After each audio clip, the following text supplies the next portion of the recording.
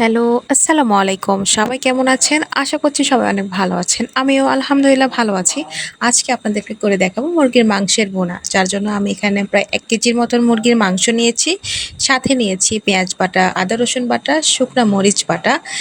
আরও নিয়েছি এখানে আমি ১ চামচের মতন লবণ, ১ চামচের মতন হলুদের গুঁড়ি, ১ চামচের মতন মরিচের গুঁড়ো, আর এখানে আমি রাঁধুনি মাংসের মসলা নিয়েছি ১ চামচের মতন।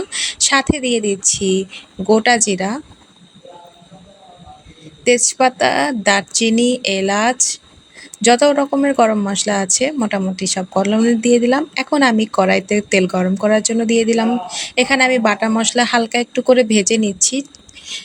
ভেজে নেওয়ার পরে আমি একে একে সব মশলাগুলো পুনরায় অ্যাড করে দিব। এই সব ভিডিও আমার আগের বাসার করা, তাই যেহেতু আমি বাসা চেঞ্জ করেছি, কাজের চাপে আমি ভিডিও এডিট করতে পারছি না, ভিডিও মেক করতে পারছি না। তাই ভাবলাম পুরাতন যেগুলো ভিডিও আমার চ্যানেলে করা আছে বাট আমি কখনো আপলোড করা হয়নি, সেই সব ভিডিওগুলো আপনাদের মাঝে আপাতত আপলোড করি। নতুন বাসার ভিডিও অবশ্যই আসবে। তো এই যে দেখুন, আমার মশলা মোটামুটি ভালোভাবে কষানো হয়ে গিয়েছে। এরপরে আমি মুরগির মাংসগুলো দিয়ে খুব ভালো করে নেড়ে চেড়ে এটাকে আমি মাখিয়ে নিব। মাখানো হয়ে গেলে এটাতে আমি হালকা করে ঢেকে রাখবো মোটামুটি ৫ থেকে ৭ মিনিটের মতন। ৫ মিনিট পরে দেখুন তেল ছেড়ে দিয়েছে, পানিও কিছুটা বের হয়েছে। এখন আমি আরেকটু নেড়ে নিব যাতে নিচে পোড়া না লাগে, কারণ পোড়া লাগলে না মুরগির মাংসের স্বাদটা নষ্ট হয়ে যায়। মোটামুটি আমি আরও ৫ মিনিট ঢাকনা দেওয়ার পরে এই যে ফাইনাল অবস্থা এরকম।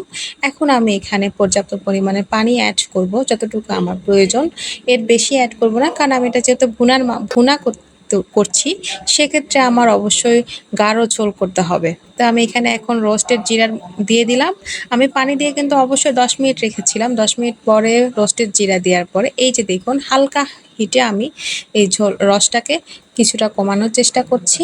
আমি আরও মোটামুটি ৫ মিনিট ঢাকনা ছাড়াই চুলোর মিডিয়াম টু হাই হিটে রেখে দিব। ১০ মিনিট পরে এই যে দেখুন ফাইনাল লুক রেডি। আমার পুরো মাংসটা কমপ্লিট হয়ে গিয়েছে। এই ছিল আজকের মতন ভিডিও। দেখা হবে নেক্সট কোনো ভিডিওতে। ততদিন পর্যন্ত আমার সাথে থাকুন। ভালো থাকবেন সবাই। আল্লাহ হাফেজ।